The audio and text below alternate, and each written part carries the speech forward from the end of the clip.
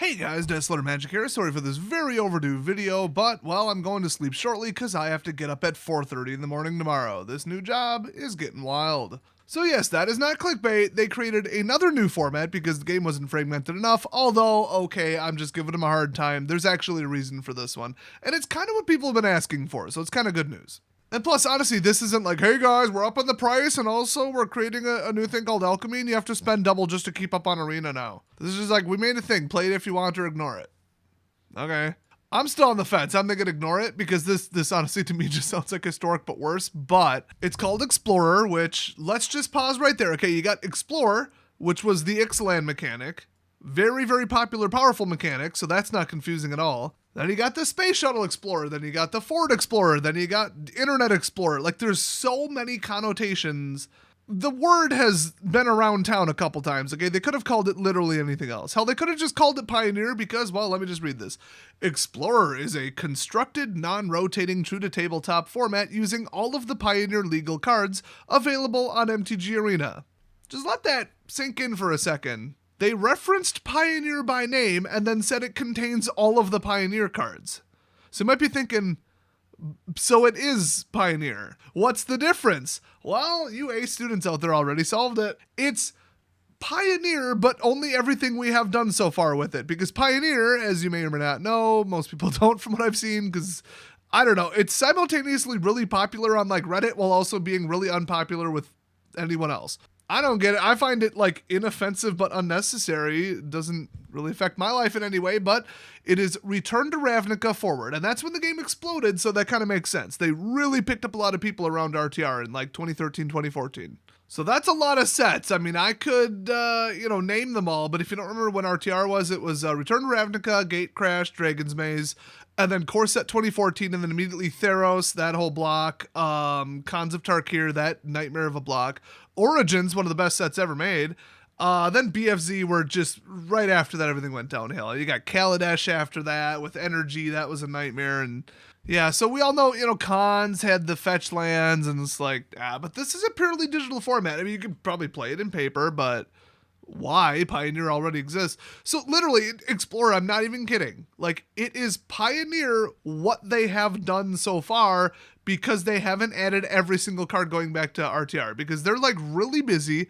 and short-staffed and still looking for developers, last I heard, just to keep up with making the sets that are coming out. And remember, the last couple sets or changes or patches or anything they've really done lately have been disasters. They've been glitchy messes that don't work very well. Now, kind of funny considering when the beta first came out, it worked pretty darn perfectly. And if it didn't, they fixed it within a week. They're literally doing a worse job now, and not to rehash what I've said in other videos, but it's been a bit. It's because allegedly, and this is almost verified and proven, the initial designers were like famous people from like Valve and Microsoft and all that, but then they left because they design games. They don't do basic game maintenance in tiny little patches. So they all quit, got fired, had a one-year contract, I don't know, whatever it is, they're not there anymore, and now it's way less talented programmers working on the code. That's the rumor. I hate to even call it a rumor because, like I said, it's almost, basically verified through very strong circumstantial evidence. So they're not going to sit there and add like, oh, let's just add the entire, RTR block, the entire Theros and Board of the Gods and Journey into Nyx, every single card, every mechanic, plus test it, while also working on New Capenna, while also working on everything that comes after it. Now, the reason people are so mad that Pioneer wasn't added in 2021, I believe it was, to Arena, is because they said it would be added in 2021 in Arena. I bet you thought that was going a different direction, but it's really that simple. So the real problem, because it's like, oh, okay, we get it, staffing issues, and Wizards doesn't pay enough anyway, and COVID, okay, whatever, People can be impatient, but most people give people leeway, especially when Arena at that time was a very good platform. However, what they worked on instead is what just makes people absolutely livid. Alchemy. Alchemy is a rare wildcard wasting cash grab scam. I get the idea behind it, but people didn't like it. They didn't like added luck. They didn't like a higher power level. They pretty much did everything people don't like. They made it more digital-ish, But nobody wanted it. Nobody asked for that. If you wanted that, you could go play Hearthstone. It was so out of touch and tone deaf. It was just unreal. And people just quit on the spot. They lost so many active players from what I heard when they announced Alchemy. And now they've been pushing it for like tournaments, and people are just, I'm done. They're like, whatever, dude. And then they took the Alchemy cards, all those rares, all those like 64 new rares or whatever it was, and they just dumped them into Historic. So there was nowhere left to run except for Standard, and we all know people aren't running towards Standard. So that's the shape of it. So now they're basically launching Pioneer, but this is halfway between, like, how should I put this? Oh crap, we don't have Pioneer done, but people are pissed and nobody's playing Alchemy, so we're going to roll this out. Here's what we have done so far. Oh well. And everybody said they didn't want Alchemy, they wanted Pioneer. Now they're mad that we didn't do it after we told them that we were going to do it. So now we're really not going to do it because people are being rude about it. So here's this new thing that we're doing that totally isn't Pioneer, and then it totally is Pioneer. Let me just reread that first sentence. Explorer is a constructed, non-rotating, true-to-tabletop format using all the Pioneer legal cards available on MTG Arena. Now, here's the thing. What do they mean by true-to-tabletop? Now, this is huge. This is actually really important because this is the distinction. I'm having a little fun with this because, you know, you have to. You either laugh or you cry when it comes to how badly Wizards has screwed up the game in the last, like, 3 years. But true to tabletop means no modified Alchemy crap. So it's Historic, but no Alchemy. They might as well just discontinue Historic at this point, like real Historic, and just do Historic Brawl, aka Commander. I mean, with the, I can't believe I'm saying this, admittedly by the developers on their own forum, broken rigged matchmaker in pseudo Commander Historic Brawl, which is now 99 plus 1 instead of 59, so pseudo Commander. It's actually kind of fun because if you play a stupid casual deck, it's going to match you up against stupid casual decks. There's mistakes, there's blind spots, and you can cheat and manipulate it like crazy, but it's also unranked. You've got to be like hardcore into, I don't care about playing Magic or having fun, I just care about wins in an unranked format with no prizes. Like, what? You get your dailies if you win or lose, okay? Like, just saying. Well, the majority of your daily coins.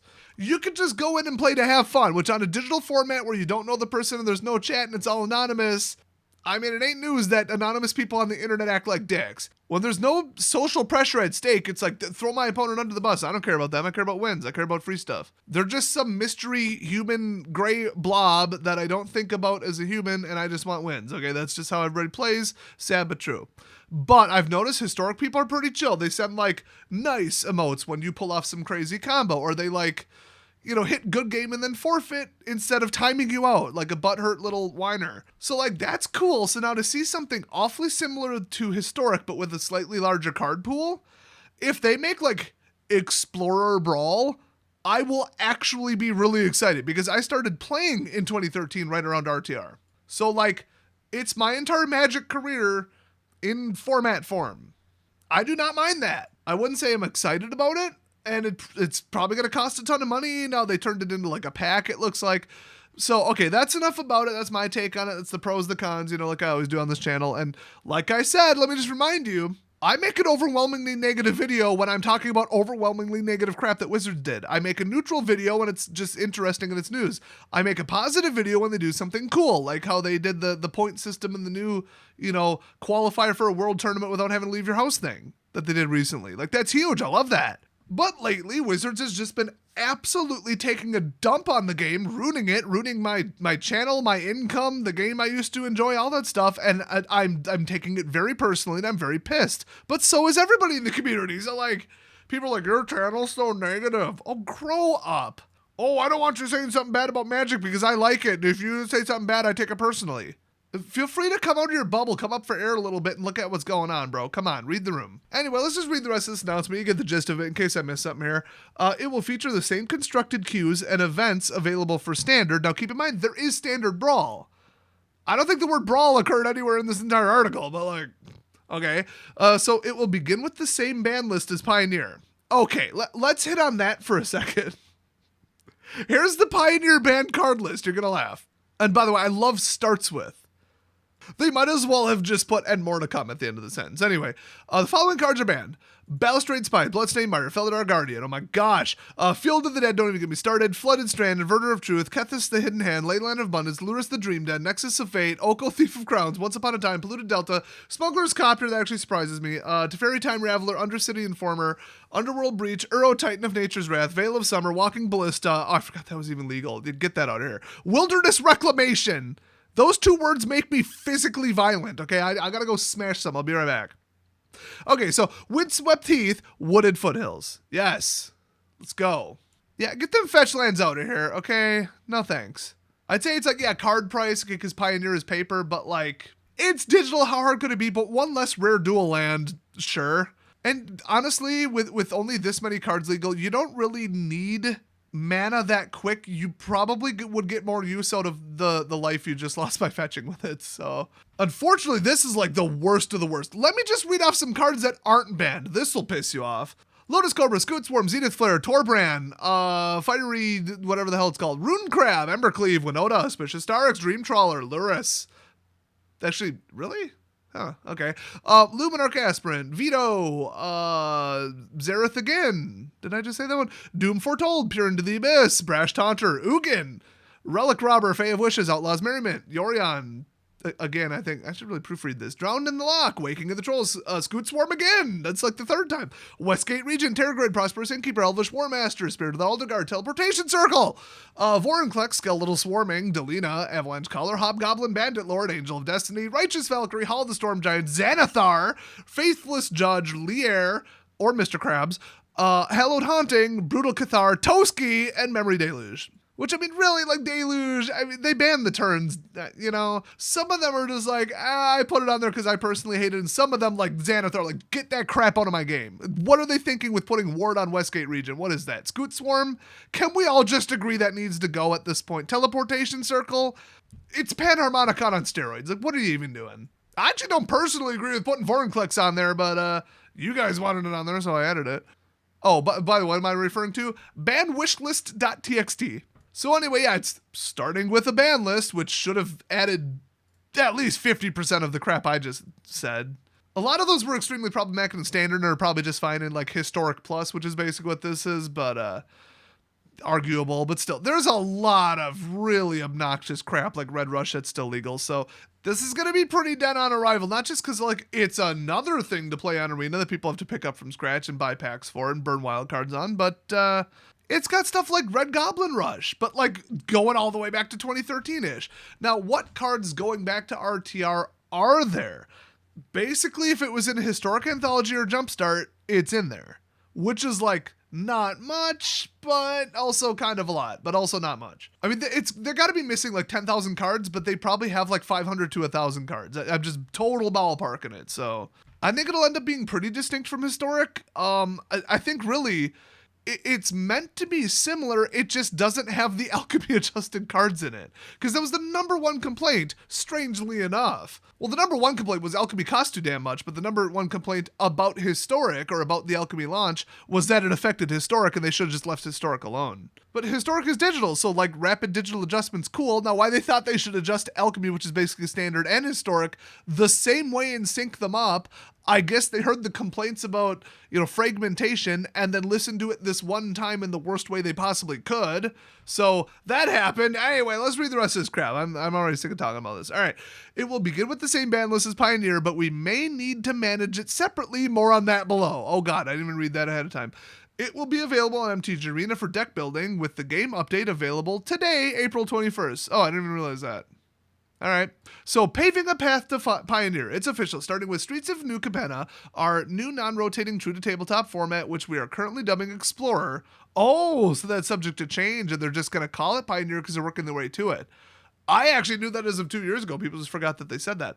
Anyway, will be available on MTG Arena for those of you who have recently played the What Was Written midweek Magic events. You're already familiar with what Explorer is. Yeah, they did like a preview thing and just called it something else. And people were like, does that mean you're adding Pioneer? And everybody was like being super coy about it. We're like, of course you are. People are like waving money in your face saying, add this thing and I'll come back to Arena. And they're like, well, people are leaving Arena. What should we do to get them back? Oh, that thing that they said they would like shut up and take my money, come back for. Wow, what a shock that like 2 months later they're doing Explorer.